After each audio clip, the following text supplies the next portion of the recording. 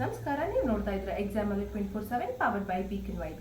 ಈ ಚಾನೆಲ್ ನ ನೀವು ಮೊದಲನೇ ಸಾರಿ ನೋಡ್ತಾ ಇದ್ರೆ ನಿಮಗೆ ಗೊತ್ತಿರಲಿ, ಎಕ್ಸಾಮ್ ಅಲ್ಲಿ ಎಲ್ಲ ಸರ್ಕಾರಿ ಪರೀಕ್ಷೆಗಳು ಮತ್ತು ಇತರೆ ಉದ್ಯೋಗ ಅವಕಾಶಗಳ ಬಗ್ಗೆ ಸಂಪೂರ್ಣ ಮಾಹಿತಿ ನೀಡುವಂತ ಏಕೈಕ ಚಾನೆಲ್ ಆಗಿರುತ್ತೆ. ಸೊ ನಿಮ್ಗೆ ಏನಾದರೂ ಸೈಂಟಿಸ್ಟ್ ಆಗಿ ವರ್ಕ್ ಮಾಡಬೇಕು ಅಂತ ಆಸೆ ಇದೆಯಾ? ಸೊ ಆಗಿದೆ ಈ ನೋಟಿಫಿಕೇಶನ್ ನಿಮಗೋಸ್ಕರ. So Indian council of forestry and research education ಅವರು ರಿಲೀಸ್ ಮಾಡಿರುವಂಥ notification, particularly for scientist B. ಓಕೆನಾ? ಸೊ ಬನ್ನಿ ಸಂಪೂರ್ಣ ಮಾಹಿತಿ ಮತ್ತೆ ಏನೇನು ಪೋಸ್ಟ್ ಅವೈಲೇಬಲ್ ಇದೆ ಅಂತೆಲ್ಲ ತಿಳ್ಕೊಳ್ತಾ ಹೋಗೋಣ. ಸೊ ನೀವು ನಮಗೆ ಇಲ್ಲಿ first of all pay scale ಕೊಟ್ಬಿಟ್ಟಿದ್ದಾರೆ. ಸೊ ಪೇ ಸ್ಕೇಲ್ ನೋಡೋದಾದ್ರೆ ಮಿನಿಮಮ್ 56,000 ಇಂದ 1,77,000 ವರೆಗೂ ನಮಗೆ ಪೇ ಸ್ಕೇಲ್ ಇದೆ. ಓಕೆನಾ? ನೆಕ್ಸ್ಟು ಏನೇನು ಪೋಸ್ಟ್ ಅವೈಲೇಬಲ್ ಇದೆ ಅಂತ ಹೇಳಿದ್ರೆ ಹೈಡ್ರಾಲಜಿ, ಪ್ಯಾಥಾಲಜಿ, ಸೊ ಯಾವ ಡಿಪಾರ್ಟ್ಮೆಂಟಲ್ಲಿ ಅಂತ ಇಂಡಿವಿಜುವಲ್ ಆಗಿ ಮೆನ್ಷನ್ ಮಾಡಿದ್ದಾರೆ. ಓಕೆನಾ? ಸೊ ಹೈಡ್ರಾಲಜಿ, ಪ್ಯಾಥಾಲಜಿ ಈ ಥರ ಡಿಫ್ರೆಂಟ್ ಡಿಪಾರ್ಟ್ಮೆಂಟ್ಸಲ್ಲಿ ನಮಗೆ ಪೋಸ್ಟ್ ಅವೈಲೇಬಲ್ ಇದೆ.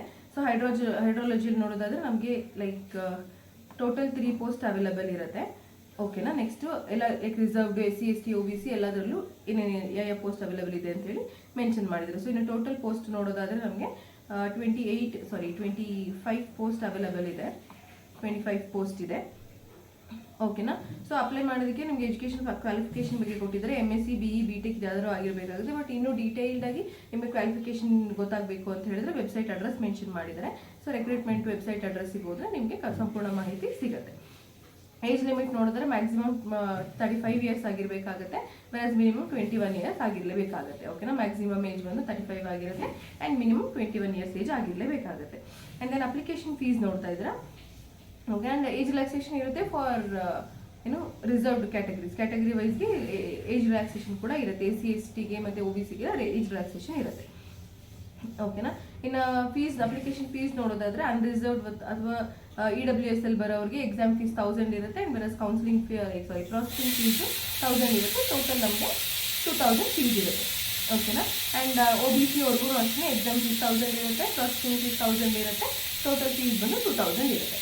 ದೆನ್ SC, ST ಮತ್ತು ವುಮೆನ್ ಕ್ಯಾಟಗರಿ ಯಾರ್ಯಾರು ಬರ್ತಾರೆ ಸೊ ಅವ್ರಿಗೆಲ್ಲ ಎಕ್ಸಾಮ್ ಫೀಸ್ ಇರೋದಿಲ್ಲ, ಪ್ರಾಸೆಸಿಂಗ್ ಫೀಸ್ ಮಾತ್ರ 1000 ರೂಪೀಸ್ ಇರುತ್ತೆ. ಓಕೆನಾ? ದೆನ್ ನ್ಯಾಷನಾಲಿಟಿ, ಇಂಡಿಯನ್ ನ್ಯಾಷನಾಲಿಟಿ ಆಗಿರಬೇಕಾಗುತ್ತೆ. Plan of examination like competitive exam ಇರುತ್ತೆ. ಎಕ್ಸಾಮ್ ಅಟೆಂಡ್ ಆದಮೇಲೆ ನಿಮಗೆ ಪರ್ಸನಲ್ ಇಂಟರ್ವ್ಯೂ ಥರ ಕಂಡಕ್ಟ್ ಮಾಡಿ ರಿಕ್ರೂಟ್ಮೆಂಟ್ ಪ್ರಾಸೆಸ್ ನಡೆಯುತ್ತೆ. ಆಯಿತಾ? ಪ್ಲೇಸ್ ಆಫ್ ಪೋಸ್ಟಿಂಗ್ಸ್ ಮೆನ್ಷನ್ ಮಾಡಿದರೆ. ಸೊ ಈ ಪ್ಲೇಸ್ ಆಫ್ ಪೋಸ್ಟಿಂಗ್ ನೋಡ್ಕೊಳ್ಳಿ. ಲೈಕ್ ಎಂಟೈರ್ ಇಂಡಿಯಾದಲ್ಲಿ ಎಲ್ಲಿ ಬೇಕಾದರೂ ಇರ್ಬೋದು, ನಮ್ಗೆ ಒಂದೇ ಕಡೆ ಇರುತ್ತೆ ಅಂತ ಹೇಳೋದಕ್ಕಾಗೋದಿಲ್ಲ.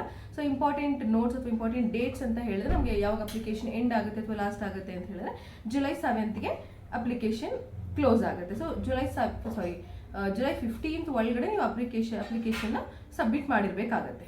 ಓಕೆ? ಅಪ್ಲಿಕೇಶನ್ ಸ್ಟಾರ್ಟಿಂಗ್ ಡೇಟ್ ಬಂದು ಜೂನ್ 16th ಆಗಿರುತ್ತೆ, ಎಂಡಿಂಗ್ ಡೇಟ್ ಬಂದು ಜುಲೈ 15th. ಆಯಿತಾ? ಇನ್ನು ಆಲ್ಮೋಸ್ಟ್ 1 ಮಂತ್ ಅಷ್ಟು ಟೈಮ್ ಇದೆ.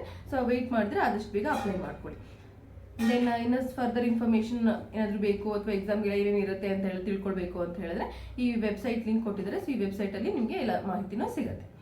ಓಕೆನಾ? ಸೊ ಈ PDF ಒಂದು ಪ್ರಿಂಟ್ ಇಟ್ಕೊಂಡ್ರೆ ನಿಮಗೆ ಈಸಿ ಆಗುತ್ತೆ. ಲೈಕ್ ಏನೇನು ಅಪ್ಲೈ ಮಾಡಬೇಕು ಅಂತ ಹೇಳಿ ಎಲ್ಲ ಮಾಹಿತಿ ಸಿಗ್ತಾ ಹೋಗುತ್ತೆ. ಓಕೆನಾ? ಸೊ ಮಾಹಿತಿ ಇಷ್ಟ ಆಗಿದೆ ಅಂತ ಹೇಳಿ ಭಾವಿಸ್ತೀನಿ. ನಿಮ್ಗೆ ಏನಾದರೂ ಮಾಹಿತಿ ಉಪಯುಕ್ತ ಅಂತ ಅನ್ನಿಸ್ದಲ್ಲಿ ದಯವಿಟ್ಟು ನಮ್ಮ ಚಾನಲ್ನ ಸಬ್ಸ್ಕ್ರೈಬ್ ಮಾಡ್ಕೊಳ್ಳಿ. ಓಕೆನಾ? ಕಾಲವು ನಮ್ಮದೇ, ಕೆಲಸವೂ ನಮ್ಮದೇ. ಧನ್ಯವಾದಗಳು.